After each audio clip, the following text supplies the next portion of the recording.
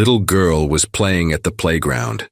Teacher hears a scream and calls 911 in panic. Before we dive into the story, drop a comment below and tell us where you're watching from.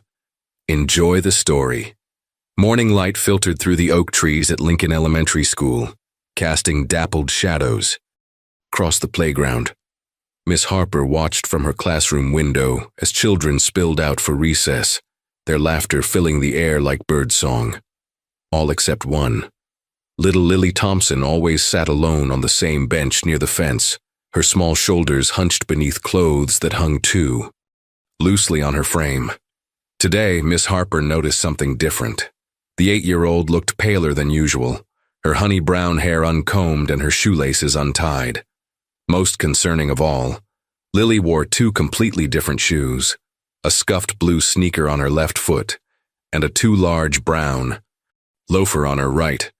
"Lily," Miss Harper called softly, approaching the bench. "I love your creative shoe choice today." The girl looked up with those solemn hazel eyes that seemed to carry the weight of the world. "They were the only ones I could find this morning," she whispered, then quickly looked away. Miss Harper sat beside her. "Did you bring your lunch today?" Lily shook her head, staring at her mismatched feet. "You know what? I accidentally packed 2 sandwiches.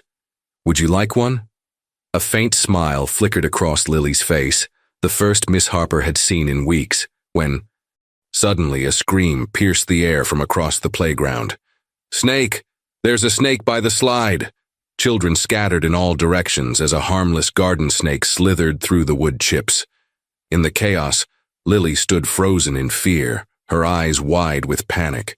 As she tried to back away, she stumbled over her mismatched shoes and fell hard onto the gravel.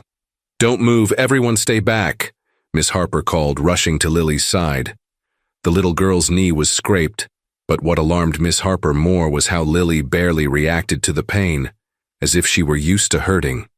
Principal Davis quickly contained the situation, removing the garden snake while Miss Harper helped Lily to the nurse's office. The school nurse, Mrs. Chen, cleaned the scrape with gentle hands.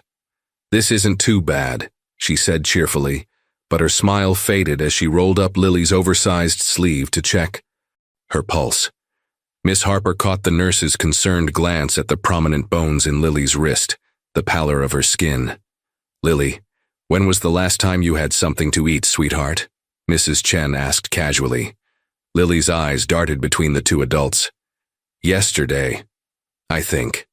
Something in the way she said it made Miss Harper's heart sink. She'd taught for 15 years and recognized the signs of a child in trouble. This wasn't just a little girl who had forgotten her lunch. "I think we should have a doctor take a quick look at that knee," Miss Harper suggested, "just to be safe." At the mention of a doctor, Lily's face crumpled with fear. "Please don't call my mom. She's resting. She needs to rest." Mrs. Chen exchanged another meaningful glance with Miss Harper. "Everything will be okay," Miss Harper promised, though uncertainty gnawed at her. She held Lily's small, cold hand as they waited for the ambulance, watching the little girl who tried so hard to be invisible. What they would discover at the hospital would change everything, not just for Lily, but for an entire community that had been blind to the struggles happening right before their eyes. The fluorescent lights of Riverside Community Hospital cast everyone in a pallid glow as Miss Harper sat beside Lily in the emergency room.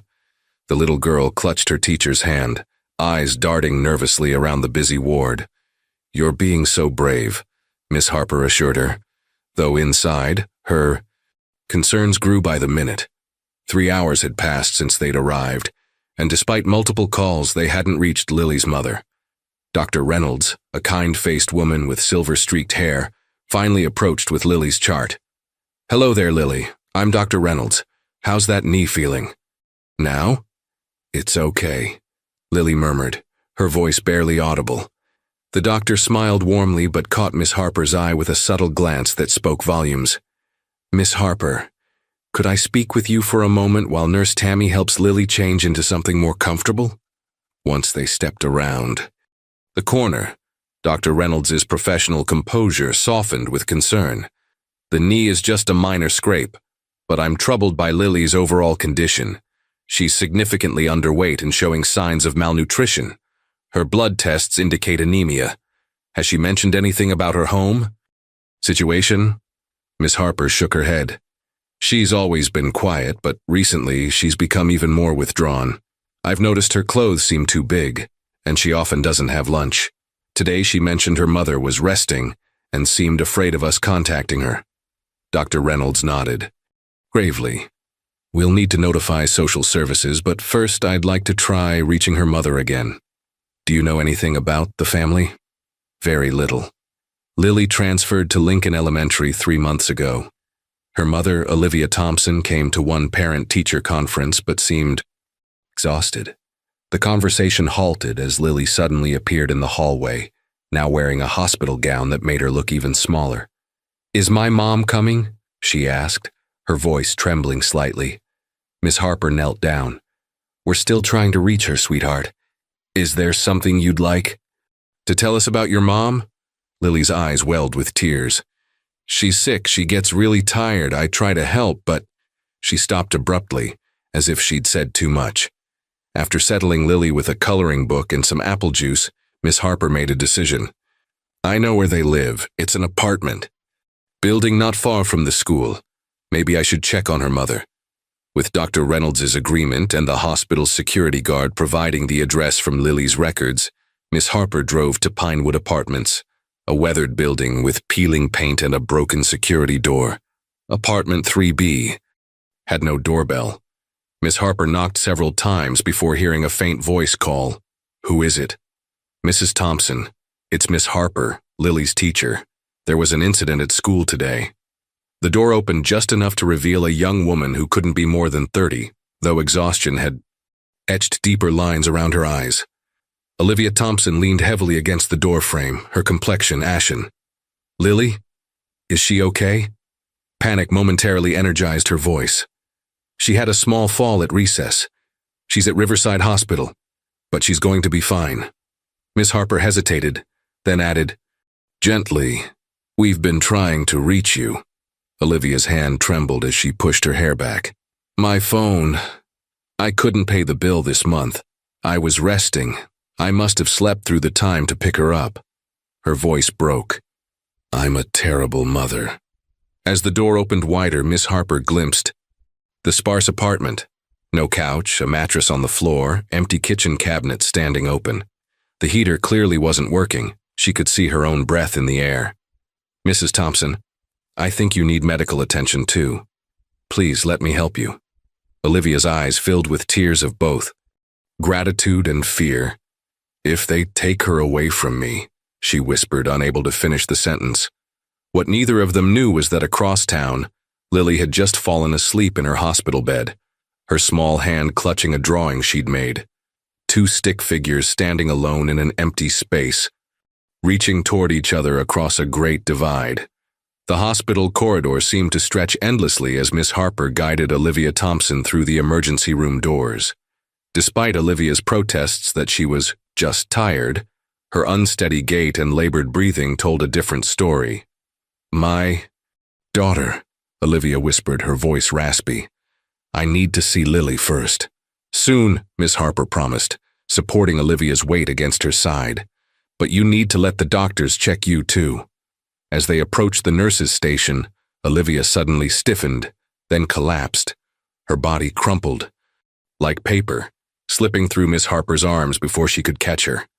The fluorescent lights overhead blurred into streaks as medical staff rushed forward in a flurry of urgent voices and swift movements. "BP's dropping. Get a gurney over here.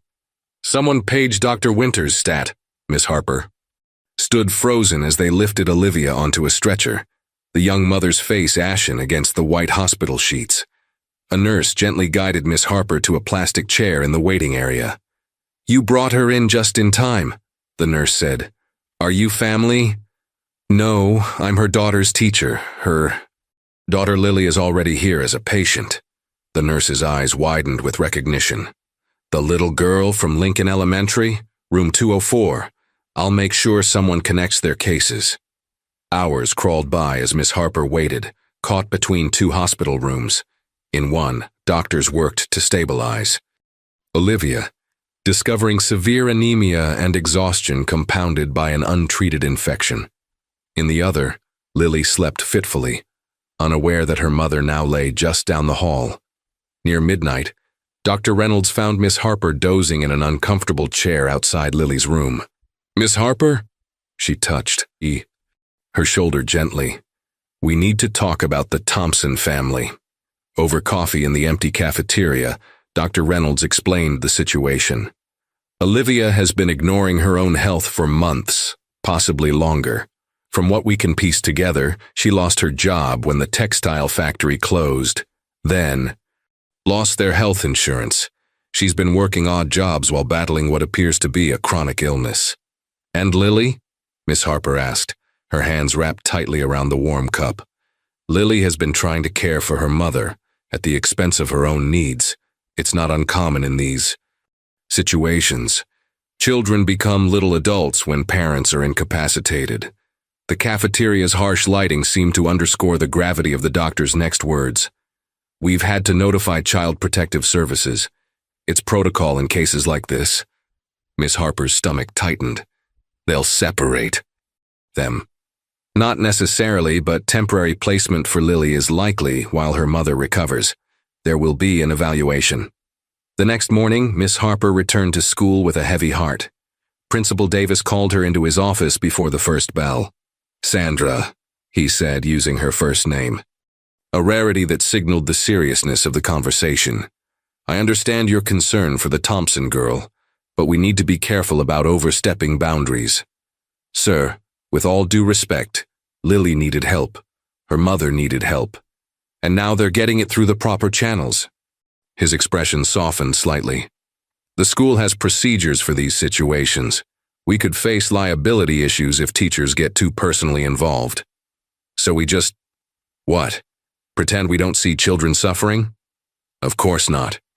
We refer them to counseling, file reports with the appropriate agencies, bureaucracy and paperwork," Miss Harper interrupted, uncharacteristically sharp, "while children like Lily fall through the cracks." As she left the principal's office, Miss Harper found Lily's classmates asking about her. Their innocent questions. "Is Lily sick? When is she coming back?" pierced her heart. At the hospital that afternoon, she found Lily sitting beside her sleeping mother, their hands intertwined across the bed rail. The little girl looked up, her eyes wide with fear. "They said Mom has to stay here," Lily whispered, "and I have to go somewhere else. Please, don't let them take me away from her." Before Miss Harper could answer, a woman in a gray suit appeared in the doorway, clipboard in hand. "Lily Thompson? I'm Ms. Winters from Child Protective Services. We need to talk about where you'll be staying for the next few days." The look of betrayal in Lily's eyes as she glanced back at Miss Harper would haunt her for days to come. The teacher's lounge at Lincoln Elementary hummed with subdued conversations that immediately ceased when Miss Harper entered. 3 days had passed since Lily and her mother had been separated, Olivia recovering in the hospital while Lily stayed with an emergency foster family. Sandra, Mrs. Patel, the third-grade teacher, approached with a coffee mug. "We heard about Lily Thompson. How is she?" Miss Harper sighed, pouring coffee she knew she wouldn't taste. "Physically, she's doing better. Emotionally," she shook her head. "She feels abandoned, scared." "Can we help somehow?" Mr. Jensen asked from across the room. "My wife and I have some clothes our daughter outgrew." Mrs. Patel nodded. "I have extra school supplies." For the first time in days, Miss Harper felt a flicker of hope. "Actually, yes. I'm visiting Lily this afternoon. I'm sure she'd appreciate knowing her school family is thinking of her." By lunchtime, a small mountain of donations had accumulated in Miss Harper's classroom. Books, clothing, a handmade card signed by every student in Lily's class. The generosity was touching, but Miss Harper knew it wouldn't solve the underlying problems. After school, she drove to Pinewood Apartments with a different purpose. She needed to understand more about the Thompson situation if she was going to help. The building manager, Mr. Wilson, was nailing an eviction notice to Apartment 3B when she arrived. "Excuse me," she called, hurrying down the hallway. "That's Olivia Thompson's apartment. She's in the hospital." Mr. Wilson barely glanced at her. "And she's 3 months behind on rent. Rules are rules, lady. She's seriously ill, and her daughter has been placed in foster care. Couldn't you give them a little more time?" He turned, hammer still in hand. "Look, I don't make the rules. The owner wants non-paying tenants out. End of story." "And who is the owner?" "Grayson Properties, some corporation from the city." He hesitated, lowering his voice. "Between us, I don't like doing this either. Mrs. Thompson was always quiet, never caused problems. But I got bills too, you know? They'll fire me if I don't process the evictions." Miss Harper nodded, understanding. "Could I at least get some of their personal belongings before they lock it up? Photos, clothes." "For Lily?" After a moment's consideration, Mr. Wilson handed her a key. "You got 20 minutes, I was never here." Inside the sparse apartment, Miss Harper gathered essentials. Lily's favorite stuffed rabbit, well worn and loved. A photo album, some clothes. In the kitchenette, empty cabinets and a refrigerator containing only condiment packets from fast food restaurants told the story of their struggle more clearly than words could. On a small table sat Lily's school backpack, still open from the morning she'd left for school. Inside, Miss Harper found carefully completed homework and a full, half-finished drawing, a colorful schoolhouse with stick figures playing outside. At the edge of the paper, away from the others, stood 2 figures holding hands, one tall, one small. Olivia and Lily. The drawing blurred as tears filled Miss Harper's eyes. At Riverside Hospital, she found Olivia, looking marginally better, though worry had carved new lines around her eyes. "Have you seen Lily? Is she okay?" were her first words. "She's being well taken care of," Miss Harper assured her, setting down the bag of belongings. "I brought some things from your apartment." She hesitated before adding, "Mr. Wilson was posting an eviction notice." Olivia closed her eyes, a single tear tracking down her cheek. "I knew it was coming. I just hoped—" Her voice trailed off. "Now we have nowhere to go, even if they let me keep Lily. Mrs. Thompson, please call me Olivia. Olivia, I want to help, but I need to understand. What happened?" The story emerged slowly. A factory closure, mounting medical bills, temporary jobs that barely covered food, let alone rent or medicine. "I thought I could handle it," Olivia whispered. "I kept thinking things would get better next week, next month. I didn't want anyone to know how bad it was, especially Lily." "But Lily knew," Miss Harper said gently. "Children always know." Olivia nodded, fresh tears falling. "She started skipping meals, saying she wasn't hungry. My 8-year-old was trying to take care of me." Her voice broke. "What kind of mother lets that happen?" "A mother who was doing her best in an impossible situation," Miss Harper answered firmly. "And you're not alone anymore." As she left the hospital, Miss Harper's phone rang. It was Ms. Winters from Child Protective Services. "Miss Harper, we have a situation with Lily. She's refusing to eat or speak. She keeps asking for you. Could you possibly come to the Brenner foster home?" The sun was setting as Miss Harper drove across town, determination rising within her. The system that was supposed to protect Lily and Olivia was instead driving them further apart. Something had to change, and perhaps it needed to start with her. The Brenner foster home sat on a quiet suburban street, its well-maintained exterior giving no hint of the emotional storms brewing inside. Miss Harper knocked on the door, clutching Lily's stuffed rabbit and school backpack. Mrs. Brenner, a plump woman with kind eyes creased from years of caring for displaced children, answered with visible relief. "Thank goodness you're here." She's barely spoken 2 words since arriving. She led Miss Harper through a tidy living room where 2 younger children played with blocks, then up a narrow staircase to a small bedroom at the end of the hall. Lily sat on the edge of a twin bed, staring out the window, her small form unnaturally still. "Lily?" Miss Harper called softly. "I brought someone who's missed you." The little girl turned slowly, her expression blank until she spotted the worn stuffed rabbit in Miss Harper's hands. Her eyes widened, a flicker of recognition breaking through her detachment. "Mr. Whiskers," she whispered, reaching out with trembling hands. Miss Harper sat beside her on the bed, passing her the beloved toy. "He told me he was worried about you, and so is your mom." At the mention of her mother, Lily clutched the rabbit tighter. "Is she mad at me for leaving?" "Oh, Lily, no."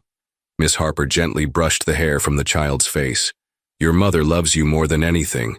She's getting stronger every day so you can be together again." "Promise?" Lily's voice was barely audible. Miss Harper hesitated, knowing better than to make promises she couldn't keep. "I promise I'm doing everything I can to help you both." She pulled out Lily's backpack next. "I thought you might want to draw. Your mom told me how much you love art." For the first time, Lily's face brightened slightly. She reached for her sketchbook and colored pencils, opening to a blank page. As her small hand began moving across the paper, Miss Harper noticed Mrs. Brenner watching from the doorway. "She hasn't eaten since breakfast," the foster mother whispered. "Maybe you could—" Miss Harper nodded. "Lily, Mrs. Brenner made dinner. Would you draw at the table while we talk about your mom?" The strategy worked. As Miss Harper shared updates about Olivia's improving health, Lily gradually took small bites of the chicken soup Mrs. Brenner had prepared. Her drawing took shape. A small figure in a bed, surrounded by darkness with a window showing light outside. "That's beautiful, Lily," Miss Harper commented. "Is that you?" Lily shook her head.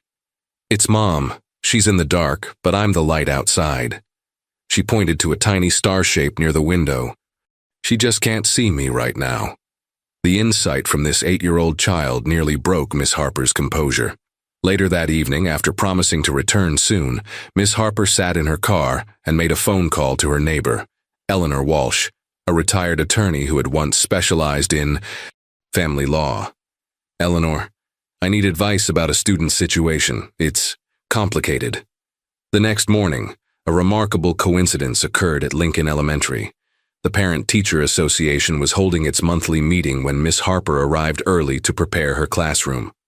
"Sandra," called Patricia Williams, the PTA president.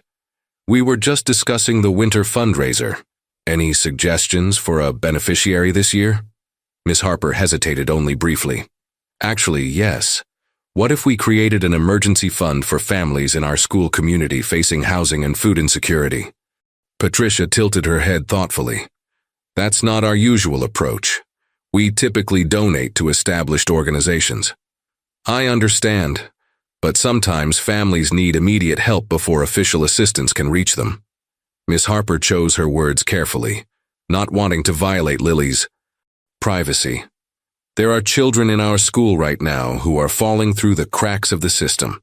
By the time the first bell rang, the PTA had tentatively approved a Lincoln Elementary Family Support Fund, with Miss Harper as the program coordinator.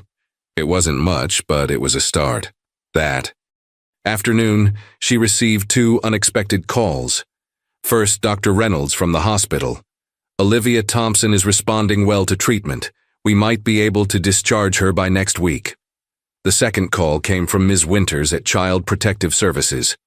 "We've reviewed Lily's case.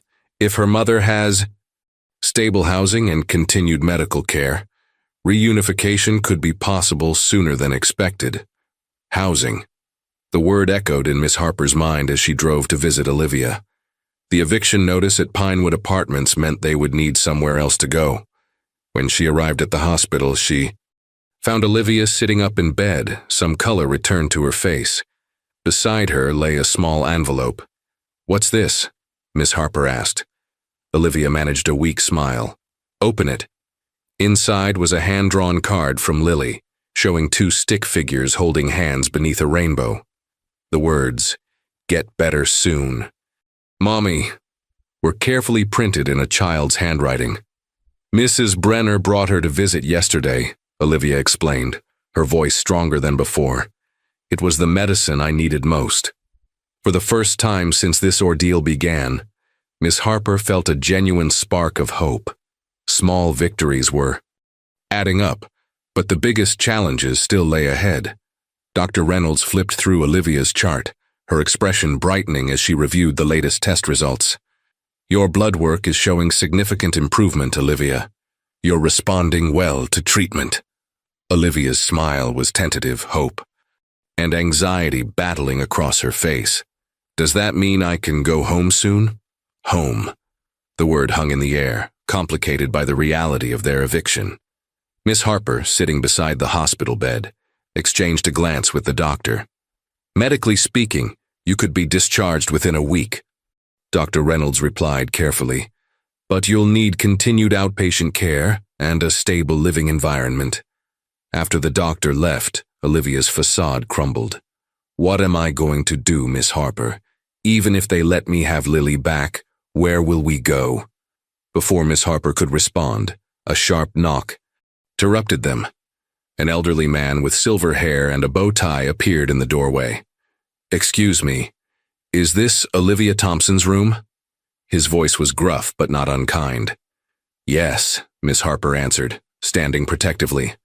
"I'm Dr. Howard Mitchell, retired now, but I still volunteer at the clinic downtown." He approached Olivia's bed. "Dr. Reynolds asked me to consult on your case. I specialize in chronic anemia and related conditions." Olivia looked bewildered. "I can't afford a specialist. I don't even have insurance anymore." Dr. Mitchell waved his hand dismissively. "I'm not here to bill.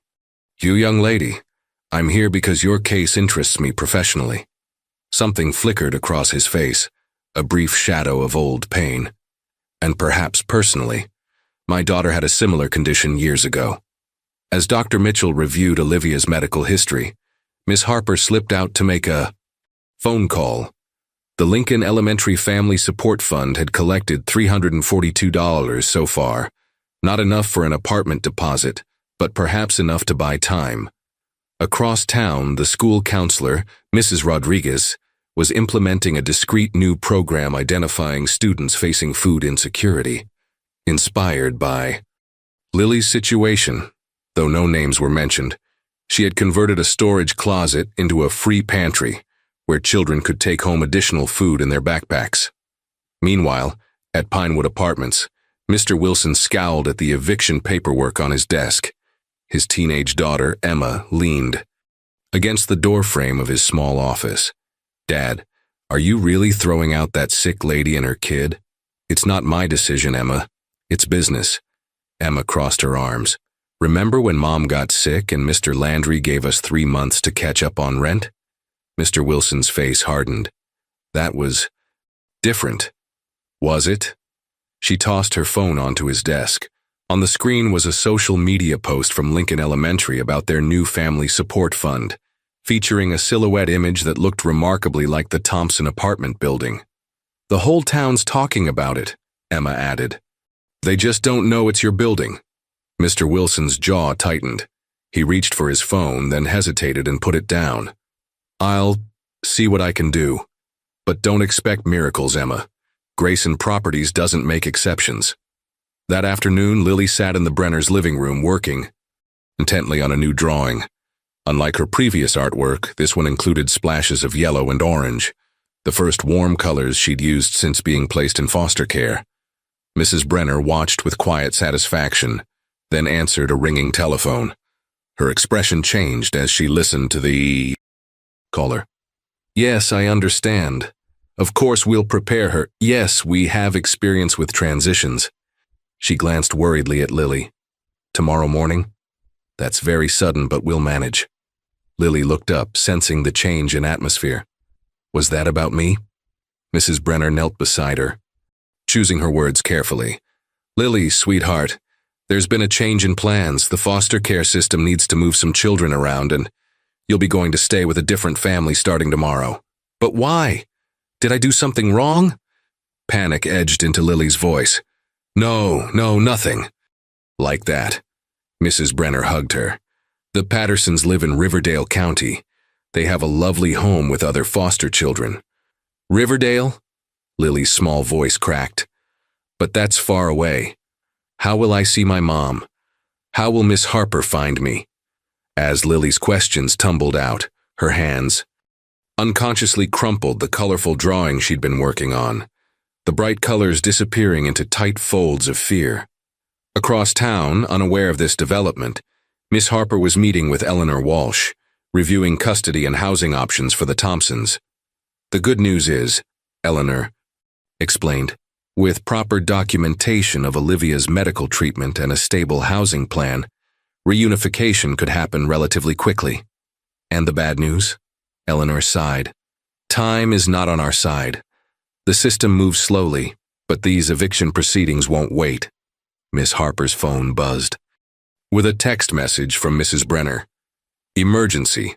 Lily being transferred to Riverdale County tomorrow, 100 miles away. Can you come tonight?" The small victories of the morning suddenly felt hollow as a new crisis emerged. The butterfly effect of Lily's situation was spreading, touching lives throughout the community, for better and worse. But now the fragile progress threatened to collapse as Lily faced being moved even further from her mother, beyond Miss Harper's reach. Darkness had fallen by the time Miss Harper's car pulled up to the Brenner foster home. The porch light cast a warm glow that belied the turmoil inside. Through the front window, she could see Lily sitting cross-legged on the floor, surrounded by her meager belongings, her small face set in a mask of quiet resignation that no child should ever have to wear. Mrs. Brenner opened the door before Miss Harper could knock. "Thank goodness you're here. She's been packing and unpacking the same bag for an hour." In the living room, Lily looked up, her eyes brightening momentarily. "Miss Harper, did you come to take me to Mom?" The hope in her voice made Miss Harper's heart constrict. She knelt beside the little girl. "Not tonight, sweetheart, but I heard you might be going on a trip tomorrow and I wanted to see you before that." "I don't want to go to Riverdale," Lily whispered, clutching Mr. Whiskers to her chest. "Mom won't know where I am." Miss Harper chose her words carefully. "Your mom knows that you're safe, and that's what matters most to her right now. And no matter where you go, I promise we won't lose track of you." "But how will I give her this?" Lily reached into her backpack and pulled out a folded piece of paper. It was a drawing unlike any she'd made before. A garden filled with butterflies and flowers, with two figures holding hands in the center, surrounded by rays of sunlight breaking through clouds. "It's to help her get better," Lily explained. "The doctor said she needs happy thoughts." Miss Harper swallowed hard. "I'll make sure she gets it. May I take a picture of it first, though, so you can keep the original with you?" As Lily nodded, Mrs. Brenner called from the kitchen. "Lily, I made your favorite hot chocolate. Would you like some before bed?" The moment of privacy allowed Miss Harper to quickly text Eleanor. "Need emergency intervention.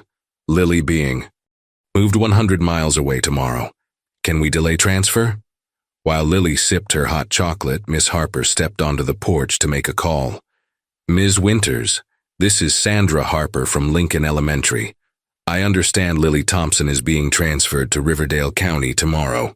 The social worker sighed audibly. "It's not ideal timing, I know, but we have a critical shortage of foster placements in the county, and the Pattersons have space. But her mother is being discharged soon. Moving Lily now could significantly delay their reunification. Miss Harper, I understand your concern, but these decisions are made based on available resources, not just individual preferences. What about the impact on Lily's emotional well-being? She's just starting to stabilize." A long pause followed. "The transfer order has already been processed. It would take something significant to override it. At this point." "Like what? A judge's order, a medical recommendation?" Another pause. "Either of those might work, but you'd need to have it by 8 a.m. tomorrow." Miss Harper checked her watch. 9:38 p.m. Almost impossible, but not quite. Back inside, she found Lily had fallen asleep on the couch, still clutching her drawing. Mrs. Brenner gently covered her with a blanket. "She's been so brave," the foster mother whispered. "Most kids her age would be having tantrums, but she just gets quieter, like she's disappearing inside herself." "Not if I can help it," Miss Harper replied with fierce determination. The next few hours became a blur of activity. First, a late-night visit to Dr. Reynolds' home, where the physician, still in her bathrobe, wrote a strong medical recommendation against disrupting Lily's current placement, citing the potential psychological harm of further separation from her support system. Then a call to Eleanor Walsh, who promised to be at the courthouse when it opened at 7 a.m. to file an emergency petition. At 3 a.m., Miss Harper drove to the hospital, where a night nurse allowed her to leave Lily's drawing on Olivia's bedside table. In the dim light, the colorful butterflies seemed to flutter with hope. By dawn, Miss Harper was back at the Brenner home, dark circles under her eyes but resolve undiminished. Mrs. Brenner met her at the door, anxiety written across her face. "The transport is scheduled for 8:30. Did you?" Miss Harper nodded grimly. "We've done everything possible. Now we wait." Inside, Lily sat at the breakfast table, pushing cereal around her bowl without eating. A small suitcase and backpack waited by the door. "Morning, Lily," Miss Harper said, trying to sound cheerful. "Ready for a new adventure?" Lily looked up, her hazel eyes surprisingly clear. "You won't forget about us, will you? Me and Mom?" "Never," Miss Harper promised, sitting beside her. "No matter what happens today, this is not the end of our story." At precisely 8:17 a.m., as Miss Harper was helping Lily put on her coat, her phone rang. Eleanor Walsh's name flashed on the screen. Miss Harper answered, her heart pounding, aware that Lily was watching her face intently, searching for clues to her future. "Eleanor? What news?" The answer would determine whether the small light of hope they'd been nurturing would grow stronger or be extinguished by distance and bureaucracy. "The judge granted a temporary stay," Eleanor's voice crackled through the phone. "Lily can remain with the Brenners for 72 more hours while the court reviews the case." Relief washed over Miss Harper like a wave. "Thank you, Eleanor. I don't know how to repay."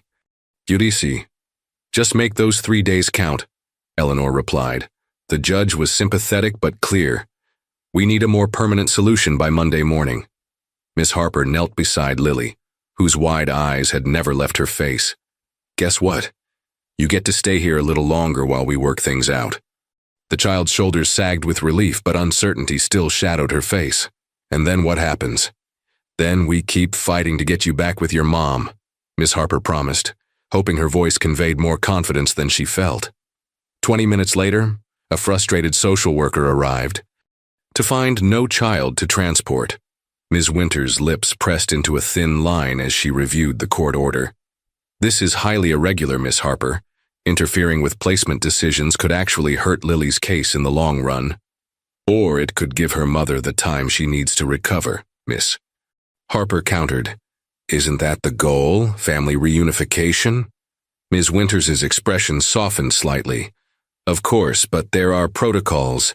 Sometimes protocols forget there are real children with real hearts at stake," Mrs. Brenner interjected gently, her hand on Lily's shoulder. After the social worker left, Miss Harper headed to Lincoln Elementary, where Principal Davis was waiting in his office, his expression grave. "Sandra, we need to talk." He gestured to the chair across from his desk. "I've received concerning reports about your involvement with the Thompson situation." Miss Harper sat straight-backed, chin raised. "Sir, I was preventing a student from being unnecessarily relocated 100 miles from her recovering mother. You obtained a court order to overrule Child Protective Services. You've been fundraising without proper authorization. You visited a student's home without documentation." He sighed heavily. "Sandra, your heart is in the right place, but you're crossing professional boundaries. With all due respect, sir, sometimes boundaries need to be crossed when systems fail. That's not your decision to make." His voice rose, then he caught himself. "The school board is concerned about potential liability. I'm issuing a formal warning. Any further unauthorized interventions regarding this case will result in disciplinary action." The words hit like physical blows. Miss Harper had never received so much as a negative performance review in 15 years of teaching. "Are you asking me to abandon a child in need?" "I'm asking you to follow proper channels and maintain professional distance." His expression softened. "Look, I admire what you're trying to do, but you can't save everyone, Sandra. She left the office with the written warning burning a hole in her pocket, feeling as though the ground beneath her feet had turned to quicksand. That afternoon, as rain pounded against her car windows, Miss Harper sat in the hospital parking lot, unable to bring herself to go inside. The principal's warning, the ticking clock of the court's 72-hour deadline, the uncertainty of where Lily would end up, it all pressed down like a physical weight. For the first time since this began, hot tears spilled down her cheeks. What if she was making things worse? What if her interference cost Lily her chance at reunification? What if she lost her job, her ability to help other children? A sharp tap on the window startled her. Dr. Reynolds stood in the rain, concern etched on her face. Miss Harper quickly wiped her eyes and opened the door. "Sandra, are you all right?" "Just overwhelmed," she admitted. Dr. Reynolds squeezed to the passenger seat, rain dripping from her coat. "I heard about the court order. That was good thinking. But now what? We have 3 days to create a miracle." "Then let's start with the good news. Olivia's latest tests show significant improvement. We're planning discharge for tomorrow afternoon. That is good news, but she still has nowhere to go, and Lily's placement is temporary at best." Dr. Reynolds handed her a tissue. "One problem at a time. I spoke with Dr. Mitchell this morning. He's arranged for Olivia to receive continued outpatient care at the community clinic, free of charge." "Why is he doing this?" A shadow crossed the doctor's face. "Howard lost his daughter to a similar condition years ago. She was a single mother too. I think he sees this as a chance to make a difference this time." As they talked, Miss Harper's phone buzzed with a text from Mrs. Brenner. "Emergency. Olivia had panic attack after hearing about Lily's near transfer. Back in ER. Lily doesn't know yet." The rain seemed to pound harder, matching the rhythm of Miss Harper's racing heart. 1 step forward, 2 steps back. How much more could this family endure? "I should go," Dr. Reynolds said, noticing the text. "And Sandra, remember to breathe. You can't help them if you fall apart." Alone again, Miss Harper leaned her forehead against the steering wheel. The storm outside mirrored the turmoil within. Dark clouds gathering, no clear path forward, and precious little time before the next deluge. Her phone buzzed again. This time it was a photo from Mrs. Brenner, Lily at the kitchen table working intently on a new drawing. Despite everything, the child was still creating, still finding colors in a gray world. If Lily could keep going, so could she. Miss Harper started the car. Determination replacing despair. 3 days wasn't much time, but it was enough to try one more approach, one that didn't depend on courts or agencies or principals. It was time to rally the community. Saturday morning dawned clear after the previous day's downpour, the world washed clean and glistening. Miss Harper had spent half the night making phone calls, sending emails, and drafting plans. Operation 3 Days, she'd named it in her mind. A last-ditch effort to create a safety net for Lily and Olivia before the court's deadline expired. She arrived at the Brenner home with a box of donuts and a forced cheerfulness that she hoped would mask her exhaustion. Mrs. Brenner met her at the door, her face drawn with worry. "Lily's still sleeping," she whispered. "She was up late asking questions about her mother. I didn't tell her about the panic attack." "How is Olivia now?" "Stabilized, but Dr. Reynolds says the emotional setback might delay her discharge." Miss Harper's heart sank. Their already narrow window was shrinking further.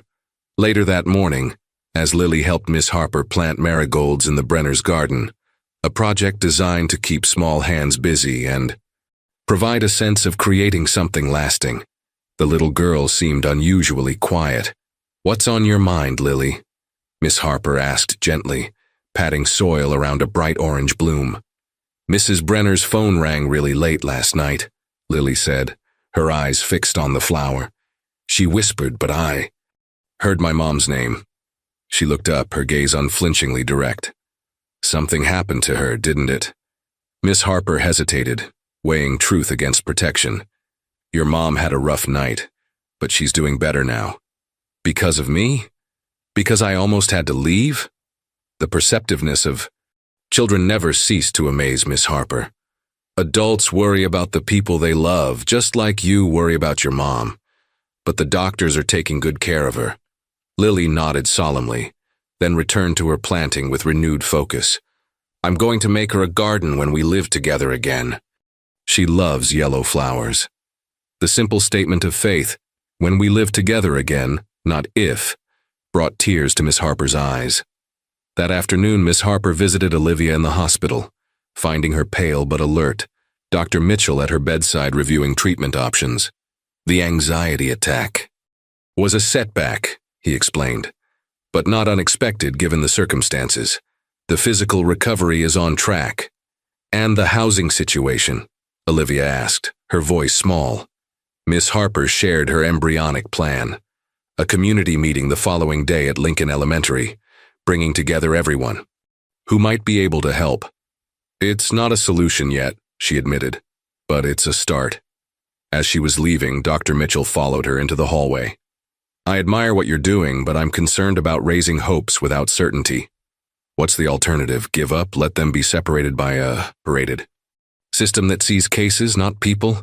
The elderly doctor studied her face. You remind me of my daughter. She was a fighter too. After a pause, he added, I'll be at your meeting tomorrow. Saturday evening, Miss Harper finally returned home to her empty apartment, bone-tired but too wired to sleep. She made tea and sat at her kitchen table, surrounded by notes and lists, wondering if her efforts were futile. Her phone rang just after 11 p.m. Mrs. Brenner's panicked voice cut through the static. Lily's gone. I checked on her before bed and she wasn't in her room. The back door was unlocked. Miss Harper was in her car before the call ended, adrenaline washing away exhaustion. Have you called the police? They're on their way. I've looked everywhere in the neighborhood. I think I know where she might be headed. 20 minutes later, Miss Harper's car pulled up in front of Pinewood. Apartments. The building stood dark except for a single security light, the eviction notice still visible on apartment 3B's door. There, huddled on the concrete steps, sat a small figure clutching a backpack and a stuffed rabbit. Lily, she breathed, relief washing over her as she approached. Slowly. Everyone's looking for you, sweetheart. The little girl looked up, tears streaking her face. I needed to be home, in case Mom comes back. Miss Harper sat beside her on the cold steps. How did you get here? I walked. I remembered the way from when we drove here. The realization that this 8-year-old had walked nearly 3 miles alone in the dark made Miss Harper's blood run cold. Lily, that was very dangerous. Anything could have happened to you. I wasn't scared, Lily said, though her trembling contradicted her words. Mom needs me. She gets sad when I'm not there. She doesn't eat sometimes. The role reversal, child worrying about parent rather than the opposite, broke Miss Harper's heart anew. Your mom wants you safe above everything else, she said gently. That's why she's working so hard to get better. As police lights flashed at the end of the street, Lily leaned against Miss Harper's shoulder. Are they going to send me away now? To that far place? Not if I can help it, Miss Harper promised, wrapping an arm around her thin shoulders. Officer Jenkins approached, relief evident on his face. You found her. Mrs. Brenner is beside herself. I knew where home was, Lily explained simply, as if that justified everything. As they stood to leave, Mr. Wilson appeared in the building's doorway, startling them all. Everything okay out here? He asked gruffly, eyeing the police car. Just a little adventure with a happy ending, Miss Harper replied, her hand protective on Lily's shoulder. The building manager's gaze softened as it fell on the child. You're the Thompson kid, aren't you? When Lily nodded, he added awkwardly, Your mom doing okay? She's getting better, Lily answered. We're going to have a garden when we come home. Something shifted in Mr. Wilson's weathered face. Discomfort, recognition, perhaps even shame. Without another word, he retreated inside. As Miss Harper buckled Lily into her car, the night's events crystallized something in her mind. Tomorrow's community meeting wasn't just about finding housing or raising money. It was about helping people see what she saw. Not a case number, not a problem to be solved, but a child and her mother who belonged together, who deserved the chance that everyone else took for granted. The chance to be a family. The midnight rescue had been terrifying, but it had also provided the most powerful testimony they could bring to tomorrow's gathering. Now Miss Harper just had to find the courage to use it. Sunday morning at Lincoln Elementary felt strange without the usual bustle of students.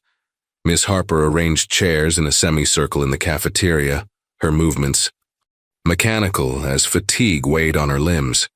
After Lily's midnight adventure, she'd managed only a few hours of restless sleep. Mrs. Rodriguez, the school counselor, arrived early to help. "How many people are we expecting?" "I have no idea," Miss Harper admitted. "I sent out invitations to everyone I could think of, but—" She gestured helplessly at the empty room. By 10 o'clock, a handful of teachers had arrived, along with Mrs. Patel and her husband, bearing trays of homemade samosas. Dr. Mitchell came shortly after, followed by Eleanor Walsh with a leather portfolio tucked under her arm. Mrs. Brenner arrived with Lily, who carried a large drawing tube. "What's in there?" Miss Harper asked, kneeling to Lily's level. "It's for the meeting," Lily whispered, "to show people." As the clock ticked toward 10:30, the designated start time, Miss Harper's hope began to falter. Would this small group be enough to make a difference? Then the cafeteria doors swung open, and people began streaming in. Parents from Lily's class, the entire PTA board, Dr. Reynolds and 3 nurses from the hospital, the local pastor and several church members. Even Principal Davis slipped in, nodding curtly at Miss Harper from the back row. Most surprising of all was the arrival of Gregory Patterson, father of Lily's classmate Emma, and a notoriously aloof real estate developer known for avoiding school functions. His tailored suit and stern expression seemed out of place among the casual Sunday crowd. At 10:35, with every chair filled and people standing along the walls, Miss Harper cleared her throat nervously. "Thank you all for coming. As many of you know, one of our Lincoln Elementary families is facing extraordinary challenges." She outlined Olivia and Lily's situation, carefully, respecting their privacy while conveying the urgency. "Tomorrow morning, the court will decide whether Lily remains in local foster care or is transferred to Riverdale County. Her mother is recovering, but has nowhere to go upon discharge. They've been evicted from their apartment." Lily sat quietly beside Mrs. Brenner, her eyes moving from face to face in the crowd, as if memorizing each person who had come to help.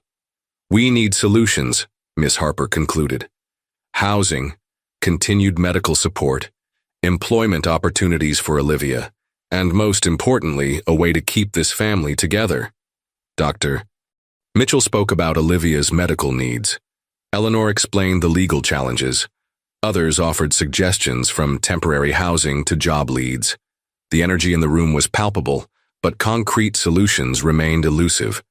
Then, unexpectedly, Gregory Patterson stood.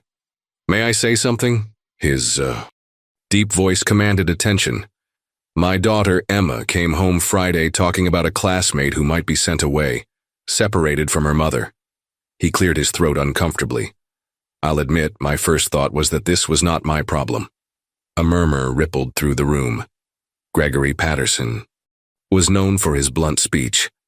"Yesterday, I happened to be at Riverside Hospital for a building assessment. I witnessed a young mother being wheeled from the emergency room, distraught about her child." His composed facade cracked slightly. "It reminded me of when my wife was ill and Emma was just 4. The room fell silent. "I'm not here to offer charity," he continued briskly. "But Patterson Development owns several properties in town, including a small apartment complex on Maple Street. We have a 1-bedroom unit being renovated. It could be available within a week, and I'm willing to offer reduced rent for 6 months, provided there's a reasonable plan for sustainability after that." A collective gasp filled the room. Miss Harper felt lightheaded with disbelief. "That's incredibly generous, Mr. Patterson." He shrugged stiffly. "It's good business to have stable tenants. And Emma would be disappointed in me if I didn't help her friend." From the back of the room came another surprise voice.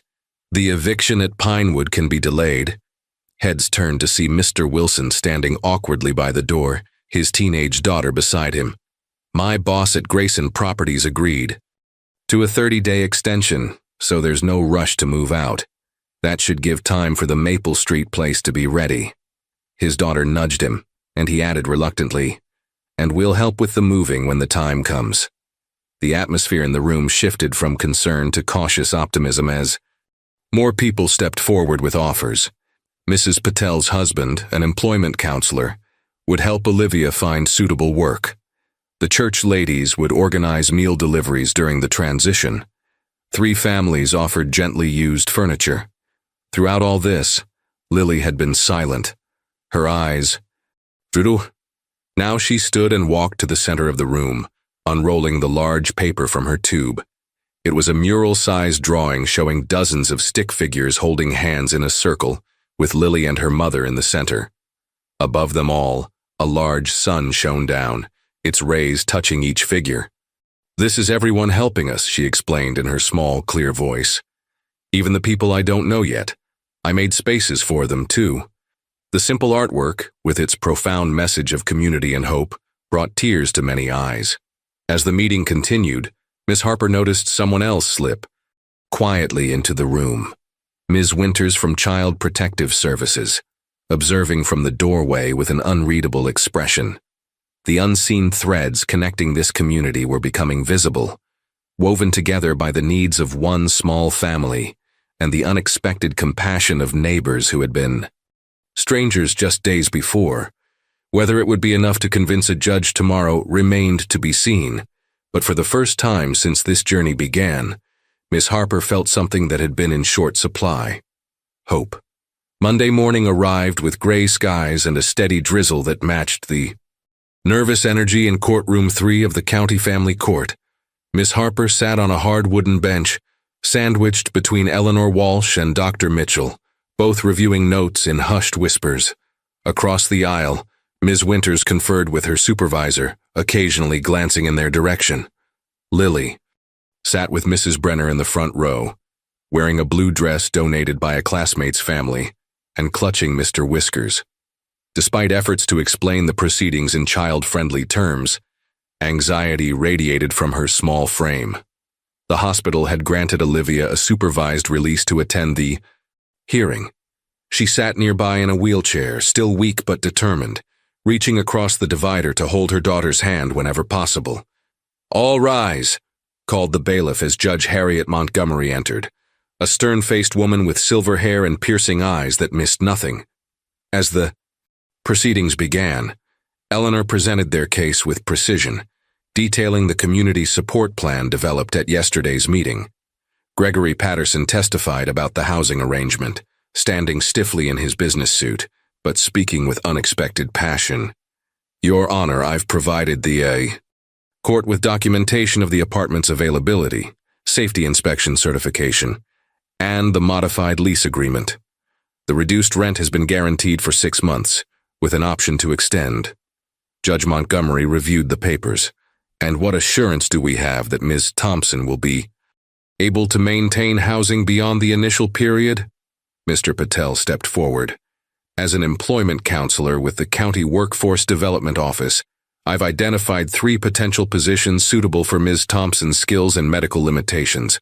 One is a part-time administrative role at Lincoln Elementary itself, where she could work while Lily is in school." Dr. Mitchell testified next, explaining Olivia's treatment plan and improved prognosis. "With proper medication and regular monitoring, which I've arranged through the community clinic at no cost, there's every reason to expect a full recovery." Throughout the morning, a parade of community members presented pieces of the safety net they'd woven: transportation arrangements, child care options, meal assistance, and more.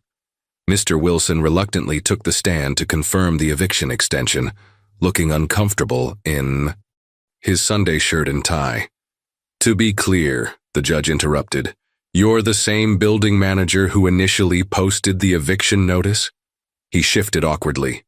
"Yes, Your Honor, but after learning more about the situation, well, My own family went through something similar when I was younger. My daughter Emma helped me see that sometimes rules need flexibility. As the testimonies continued, Judge Montgomery's expression remained unreadable. During a brief recess, Miss Harper noticed Ms. Winters in deep conversation with her supervisor, gesturing emphatically. When court resumed, Ms. Winters approached the bench. Your Honor, in light of the comprehensive community support plan presented today, Child Protective Services is amending our recommendation. We believe Lily Thompson's best interests would be served by remaining in this county, with an expedited reunification plan once her mother's housing is secured. A ripple of surprised murmurs filled the courtroom. Ms. Winters continued, We're impressed by the coordination of resources and the clear commitment of this community. These are precisely the protective factors we look for in family preservation cases. Judge Montgomery nodded thoughtfully, then addressed Olivia directly. Ms. Thompson, do you believe you can provide a stable home for your daughter with the assistance being offered? Olivia straightened in her wheelchair. Yes, Your Honor. I made mistakes by not asking for help sooner, by trying to handle everything alone. I've learned that being a good mother sometimes means accepting support. Her voice grew stronger. I'll do whatever it takes to give Lily the home she deserves. And you, young lady, the judge said, her stern gaze softening as she addressed Lily. Is there anything you'd like to tell me? Lily stood, clutching Mr. Whiskers for courage. I want to be with my mom, and... She hesitated, looking around the courtroom. I want to stay at Lincoln Elementary with Miss Harper and my friends. She pulled a folded paper from her pocket. I made this for you. The bailiff delivered the drawing to the judge. A simple but powerful image of a bridge connecting two cliffs, with figures holding hands across the span. A long silence followed as Judge Montgomery studied the drawing, then the stack of documents before her. Finally, she looked up. In my 20 years on the Cows family court bench, I've rarely seen a community mobilize so comprehensively to support one of its families. This case reminds us that the welfare of our children is a shared responsibility. She adjusted her glasses. I'm ruling that Lily Thompson will remain in temporary foster care within this county, with a scheduled reunification with her mother in 30 days, contingent upon stable housing and continued medical compliance. The court will review the case in 60 days to assess progress. She tapped her gavel. This court is adjourned. The tension in the room dissolved into relieved sighs and quiet congratulations. Lily rushed to her mother's side, and Olivia pulled her into a fierce embrace, both of them crying and laughing at once. Miss Harper felt a hand on her shoulder. Principal Davis, his expression a mixture of resignation and respect. Well done, Sandra, he said, quietly. The school board will be pleased to hear about this outcome. Even though I ignored your warning? He almost smiled. Sometimes the right thing and the rule book don't align perfectly. Just don't make a habit of it. As the courtroom emptied, Miss Harper watched Olivia and Lily leaving. With Dr. Mitchell for a follow-up appointment, their hands linked tightly. The bridge in Lily's drawing was becoming real, spanning the chasm that had nearly separated them permanently. 1 month to prepare for reunification. The countdown had begun. The following weeks unfolded with purposeful energy. At Lincoln Elementary, Lily had returned to class, her presence a quiet reminder of what their community had accomplished together. Though still reserved, she participated more in activities, particularly art class, where her talents continued to flourish under the guidance of Mrs. Chen, who had volunteered extra time to nurture this gift. Miss Harper watched this transformation with a full heart. Each small victory, Lily raising her hand in class, joining other children at recess, even sharing a laugh with Emma Patterson, felt monumental after everything they'd overcome. Meanwhile, across town, the apartment on Maple Street hummed with activity. Gregory Patterson had accelerated the renovation schedule, personally inspecting the work each evening. Volunteers from the church painted walls in cheerful yellows and blues, installed new light fixtures and repaired the creaky back steps. The previously sterile space was transforming into a home. Olivia, now attending outpatient treatment 3 times weekly, had begun part-time work in the school district's administrative office, filing paperwork and answering phones. Though still thin and sometimes tired, determination shone in her eyes as she learned new skills. "How does it feel?" Miss Harper asked during lunch in the staff room 20 days after the court hearing. "Overwhelming sometimes," Olivia admitted, carefully organizing her salad container. "Everyone's been so kind, but what? I worry about disappointing them. What if I can't maintain all this once the spotlight fades? What if I get sick again?" Miss Harper considered this. "That's why we're creating systems, not just solving an immediate crisis. The support network isn't meant to disappear after 30 days. I just want to stand on my own 2 feet for Lily's sake." "Being independent doesn't mean being alone," Miss Harper replied gently. "We all need help sometimes." That afternoon, Miss Harper gathered key members of what had informally become known as Team Thompson in the school library. Dr. Mitchell, Gregory Patterson, Eleanor Walsh, Ms. Winters, and Principal Davis formed a semicircle around a table covered with documents. "We're 10 days from the scheduled reunification," Miss Harper began. "I think we're on track with housing, medical care, and employment, but we need to formalize our support plan for the court review in 40 days. Eleanor nodded. "Judge Montgomery will be looking for sustainability. The emergency response was impressive, but she'll want evidence that this network can function long-term. I've drafted a proposal." Miss Harper distributed folders containing a comprehensive outline. Transportation schedules, meal delivery rotations, healthcare appointments, budget projections, and educational support plans. "This is remarkably thorough," Principal Davis commented, flipping through the pages. "Almost like a business plan for a family," Gregory Patterson added with grudging approval. Ms. Winters studied the document with professional interest. "This could actually serve as a template for other cases. So often we remove children because of practical deficiencies in the home environment, not because of any lack of love." Dr. Mitchell tapped the medical section. "I'd like to add something here. I've arranged for Olivia to participate in a research study at the University Hospital. It includes comprehensive care for her condition, plus a small stipend for participation. That would strengthen the financial stability component significantly," Eleanor noted, making annotations. As they refined details, Lily appeared at the library door, returning books with her class. Seeing the assembled adults, she hesitated, curiosity evident in her expression. Miss Harper waved her over. "We're just discussing some plans for when you and your mom live together again." Lily approached cautiously, glancing at the papers spread across the table.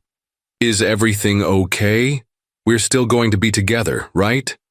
"Absolutely," Ms. Winters assured her, surprising everyone with her warmth. "We're making sure everything goes smoothly. Would you like to add anything to our plan?" Miss Harper asked. "What would make your new home feel special to you?" Lily considered this seriously. "Could we have a small garden? Mom loves flowers, especially yellow ones. And maybe a bookshelf? For library books?" Gregory Patterson made a note. "I think we can manage that. The apartment has a small balcony suitable for container gardening." As Lily rejoined her class, the adults exchanged smiles tinged with both hope and caution. The proposal was sound, but they all understood the fragility of what they were building. "There's one more thing," Miss Harper said once Lily had gone. "I've been researching similar community support networks in other districts. There's a model in Westridge County called Family Partners that pairs volunteer families with those needing temporary support." Principal Davis leaned forward, intrigued. "Are you suggesting we expand beyond the Thompson case?" "I think what we've created here could help other families before they reach crisis point," Miss Harper replied. "We already have 3 students at Lincoln Elementary facing housing insecurity." A thoughtful silence fell over the group. "It would require formal organization. Perhaps nonprofit status?" Eleanor mused. "Funding, volunteer coordination? I might know some potential donors," Gregory offered unexpectedly. Corporate sponsors looking for community investment opportunities. Ms. Winters closed her folder decisively. If you pursue this, CPS would be interested in formal collaboration. Prevention is always preferable to intervention. As the meeting concluded, Miss Harper felt a strange mixture of exhaustion and exhilaration. What had begun as an effort to help one child and her mother had evolved into something larger, with potential ripples, extending far beyond Lincoln Elementary. Outside the library windows, she could see Lily on the playground, working intently on a chalk drawing with several classmates. The formerly solitary child was now at the center of a small, colorful circle, a living embodiment of the community they were striving to build. 10 days until reunification. The countdown continued, but now with a confidence that had been unimaginable just weeks before. 3 days before the scheduled reunification, Miss Harper arrived at school to find an unexpected visitor waiting outside her classroom. Janet Blackwell, a sharp-featured woman in a charcoal suit, introduced herself with a brisk handshake. "I'm the new regional supervisor for Child Protective Services. I've been reviewing several cases, including Lily Thompson's." Miss Harper's stomach tightened. Ms. Winters has been handling that case. "Ms. Winters has been reassigned. I'll be overseeing the Thompson file personally." She consulted her tablet. "I have concerns about the procedural irregularities in this case." Principal Davis appeared in the hallway, his expression grave. "Ms. Blackwell, why don't we continue this discussion in my office?" For the next hour, Janet Blackwell systematically dissected their carefully constructed plan, identifying procedural vulnerabilities and unsustainable dependency structures. "Bottom line," she concluded, "I cannot recommend reunification at this time. The housing arrangement appears to be charity rather than a sustainable solution. The mother's employment is too recent to establish stability. The medical subsidies could be withdrawn at any time." "But the court has already ruled," Miss Harper began. "The court ruled based on the information available at the time. My report will provide updated assessment metrics that suggest premature reunification could place the child at risk of future disruption." "That's bureaucratic nonsense," Miss Harper said, her voice rising. "Lily belongs with her mother. They've both worked incredibly hard. The entire community has invested in their success." Principal Davis cleared his throat warningly. "Miss Harper, remember our discussion about professional boundaries."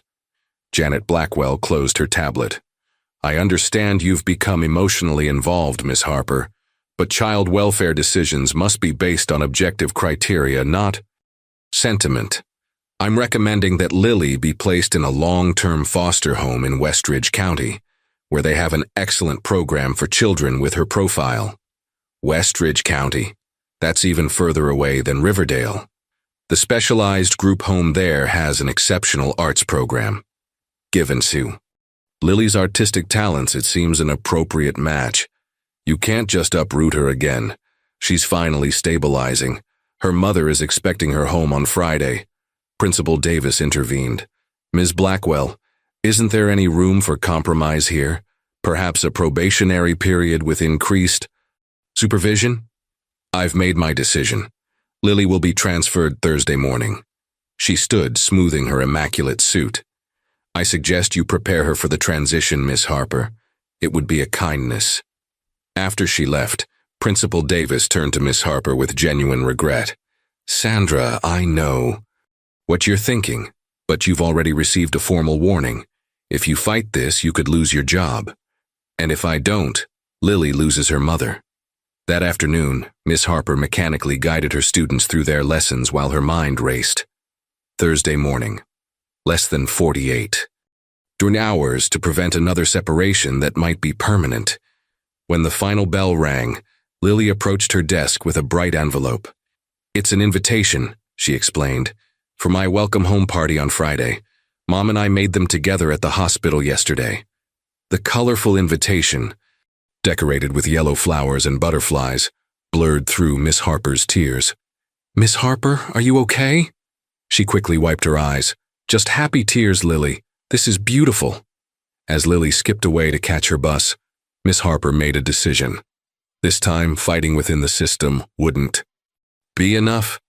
They needed something more dramatic, something that would make even the most rigid bureaucrat see Lily and Olivia as people, not just a case file. She reached for her phone, her hands steady despite the risk. Eleanor, it's Sandra. How quickly can you file an emergency appeal, and then I need you to call everyone. Team Thompson needs to mobilize one more time.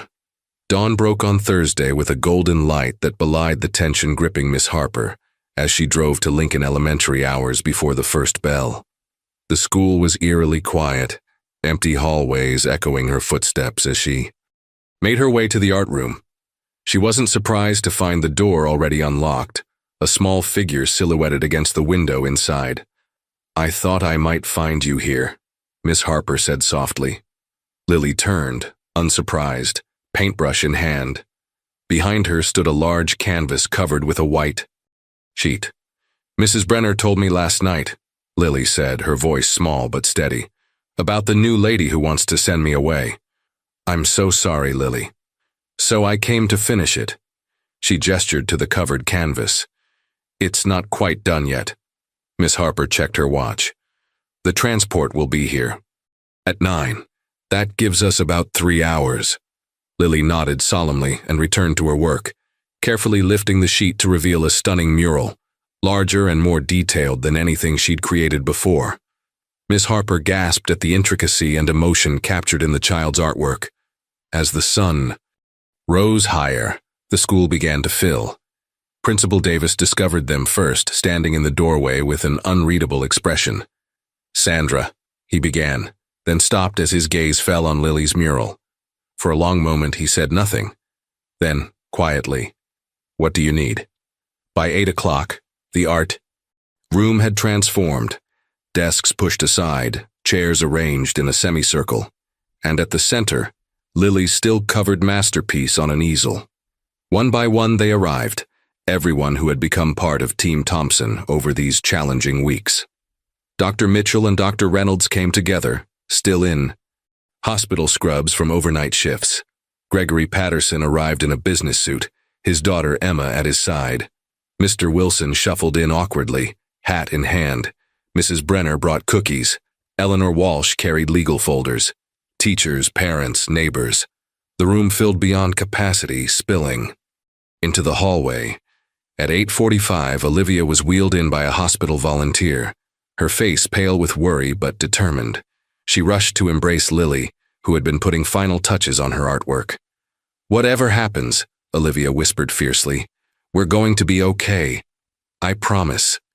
Janet Blackwell arrived precisely at 9, flanked by 2 transport officers. Her confident stride faltered as she encountered the crowd blocking the art room doorway. "What is the meaning of this?" she demanded, tablet clutched to her chest like a shield. Principal Davis stepped forward. "Ms. Blackwell, before you proceed with the transfer, we believe there's additional information relevant to your assessment that wasn't included in the file. I've thoroughly reviewed all documentation." "Not this," Miss Harper interrupted, gesturing to the gathered community. "This isn't in your documentation, Eleanor." Walsh approached with professional courtesy. "We've filed an emergency appeal, but regardless of the legal outcome, we felt it was important for you to understand the full context of this case." "This is highly irregular," Janet Blackwell protested, but something in the silent dignity of the assembled group gave her pause.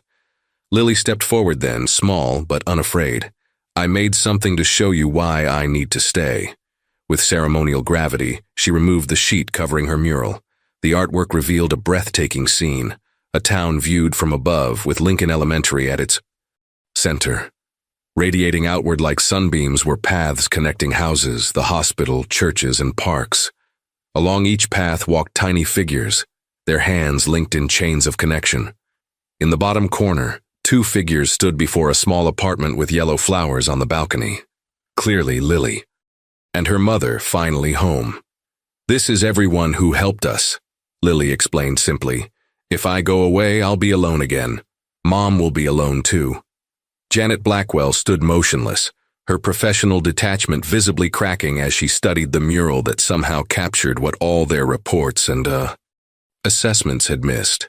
The living, breathing community that had become this family's foundation. 1 month later, Lincoln Elementary's annual spring art exhibition transformed the school gymnasium into a gallery of children's creativity.